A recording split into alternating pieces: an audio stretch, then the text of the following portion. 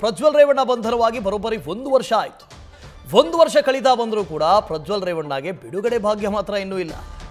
Bale ಸಿಗದೆ ಪರಪ್ಪನ ಅಗ್ರಹಾರದಲ್ಲಿ ಪ್ರಜ್ವಲ್ ಪರದಾಡ್ತಾ ಇದ್ದಾನೆ. Sessions court ಆಯಿತು, ಹೈಕೋರ್ಟ್ ಆಯಿತು, ಸುಪ್ರೀಂ ಕೋರ್ಟ್ನಲ್ಲೂ ಕೂಡ ಬೇಲ್ ರಿಜೆಕ್ಟ್ ಆಗಿದೆ.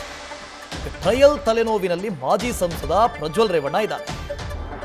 ಜೈಲು ಹಕ್ಕಿ ಪ್ರಜ್ವಲ್ ರೇವಣ್ಣ, ಮಾಜಿ ಸಂಸದ ಪ್ರಜ್ವಲ್ ರೇವಣ್ಣ ವಿರುದ್ಧ ಅತ್ಯಾಚಾರದ ಪ್ರಕರಣ ದಾಖಲಾಗಿತ್ತು. ಜರ್ಮನಿಯ ಮ್ಯೂನಿಸ್ನಿಂದ ಬಂದ ತಕ್ಷಣ ಪ್ರಜ್ವಲ್ ರೇವಣ್ಣನನ್ನು ಲಾಕ್ ಮಾಡಿಕೊಳ್ಳಲಾಗಿತ್ತು. ಕೆಂಪೇಗೌಡ ಏರ್ಪೋರ್ಟ್ನಲ್ಲಿ ಲಾಕ್ ಮಾಡಿದರು ಪೊಲೀಸರು. 2 ಅತ್ಯಾಚಾರ ಪ್ರಕರಣದಲ್ಲಿ 1 ತಿಂಗಳು ಪೊಲೀಸ್ ಕಸ್ಟಡಿಯಲ್ಲಿದ್ದರು. ಅದಾದ ಬಳಿಕ ಪ್ರಜ್ವಲ್ ರೇವಣ್ಣ SIT ಅಧಿಕಾರಿಗಳ ಕಸ್ಟಡಿಗೂ ಕೂಡ ಹೋಗ್ತಾರೆ. ಅದಾದ ನಂತರ ಜಾಮೀನು ಬೇಕು ಅಂತ ಸೆಷನ್ಸ್ ಕೋರ್ಟ್ನಿಂದ ಹಿಡಿದು ಸುಪ್ರೀಂ ಕೋರ್ಟ್ನವರೆಗೂ ಕೂಡ ಜಾಮೀನು ಅರ್ಜಿಯನ್ನು ಸಲ್ಲಿಕೆ ಮಾಡಲಾಯಿತು. ಅಲ್ಲಿ ರಿಜೆಕ್ಟ್ ಆಗು ಕೂಡ ಆಯಿತು. ಸಂದೇಶ್ ಮತ್ತೆ ನಮ್ಮ ಜೊತೆ ಜಾಯಿನ್ ಆಗ್ತಾ ಇದ್ದಾರೆ. ಸಂದೇಶ್, ಮತ್ತೆ ಅವರನ್ನು ಸಂಪರ್ಕ ಮಾಡೋಣ. ಜರ್ಮನಿಯ ಮ್ಯೂನಿಸ್ನಿಂದ ಪ್ರಜ್ವಲ್ ರೇವಣ್ಣ ಬಂದ ತಕ್ಷಣವೇ ಪ್ರಜ್ವಲ್ ರೇವಣ್ಣನ ಲಾಕ್ ಮಾಡಿಕೊಳ್ಳಲಾಯಿತು. ಪೊಲೀಸರು ತನಿಖೆಯನ್ನು ಮಾಡಿದ್ರು. ಅದಾದ ನಂತರ SIT ತನಿಖೆ ಆಯಿತು. SIT ವಶದಲ್ಲಿದ್ದರು. ಅದಾದ ನಂತರ ನ್ಯಾಯಾಂಗ ಬಂಧನಕ್ಕೆ ಒಪ್ಪಿಸಲಾಯಿತು ಪ್ರಜ್ವಲ್ ರೇವಣ್ಣ ಅವರನ್ನು. ಈಗಲೂ ಅವರು ಪರಪ್ಪನ ಅಗ್ರಹಾರದಲ್ಲಿದ್ದಾರೆ. 1 ವರ್ಷ ಆಯಿತು.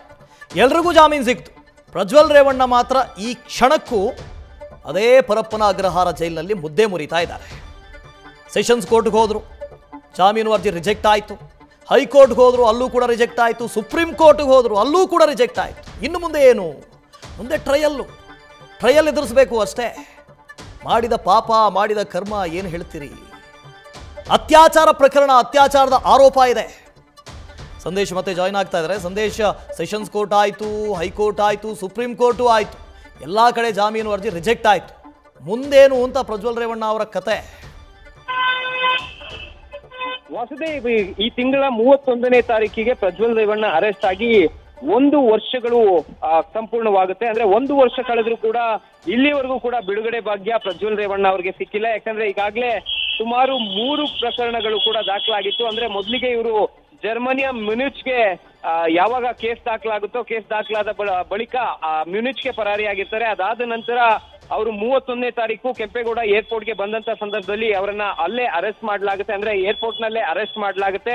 ಅದಾದ ನಂತರ ತನಿಖೆ ಕೂಡ ಆಗುತ್ತೆ. ಅಂದ್ರೆ ಇಂಟ್ರಾಗೇಷನ್ ಆಗುತ್ತೆ, ಮೆಡಿಕಲ್ ಚೆಕಪ್ ಆಗುತ್ತೆ, ಮಹಜರನ್ನು ಕೂಡ ಮಾಡ್ತಾರೆ. ಆದ್ರೆ ಅದಾದ ನಂತರವೂ ಕೂಡ ಸಾಕಷ್ಟು ಬಾರಿ ಜಾಮೀನಿಗೆ ಅರ್ಜಿ ಸಲ್ಲಿಸಿದ್ರು ಕೂಡ ಎಲ್ಲೋ ಒಂದ್ ಕಡೆ ಜಾಮೀನು ಕೂಡ ಮಂಜೂರು ಆಗ್ತಾ ಇಲ್ಲ. ಬಿಕಾಸ್ ಐ ವಿಟ್ನೆಸ್ ಗಳಿಗೆ, ಜೊತೆಗೆ ವಿಟ್ನೆಸ್ ಗಳಿಗೆ, ಸಂತ್ರಸ್ತೆಯರಿಗೆ ಥ್ರೆಟ್ ಆಗ್ಬಹುದು ಅನ್ನೋ ಕಾರಣಕ್ಕಾಗಿ, ಅಥವಾ ಅವರಿಗೆ ಪ್ರಭಾವವನ್ನು ಬೀರ್ಬೋದು ಅನ್ನೋ ಕಾರಣಕ್ಕಾಗಿ ಇಲ್ಲಿಯವರೆಗೂ ಕೂಡ ಅದು ಲೋಯರ್ ಕೋರ್ಟ್ ಆಗ್ಬಹುದು ಅಥವಾ ಸುಪ್ರೀಂ ಕೋರ್ಟ್ ಆಗ್ಬಹುದು, ಎಲ್ಲೂ ಕೂಡ ಅವರಿಗೆ ಜಾಮೀನು ಮಂಜೂರಾಗಿಲ್ಲ. ಹಾಗಾಗಿ ಇನ್ನೂ ಕೂಡ 1 ವರ್ಷವಾದ್ರೂ ಕೂಡ ಸದ್ಯ ಪ್ರಜ್ವಲ್ ರೇವಣ್ಣ ಜೈಲಿನಲ್ಲೇ ಇದ್ದಾರೆ. ಹಾಗಾಗಿ ಇದೀಗ ಟ್ರಯಲ್ ತಲೆನೋವು ಪ್ರಜ್ವಲ್ ರೇವಣ್ಣ ಅವರಿಗೆ ಎದುರಾಗಿರುವಂತದ್ದು. ಅಂದ್ರೆ ಈಗಾಗಲೇ ಕೇಸ್ನ ಟ್ರಯಲ್ ಕೂಡ ಆರಂಭವಾಗಿರೋದ್ರಿಂದ ಆ ಒಂದು ಟ್ರಯಲ್ ಅನ್ನ ಈಗ ಮುಂದಿನ ಹಂತದಲ್ಲಿ ಪ್ರಜ್ವಲ್ ರೇವಣ್ಣ ಎದುರಿಸಬೇಕಾಗುತ್ತೆ.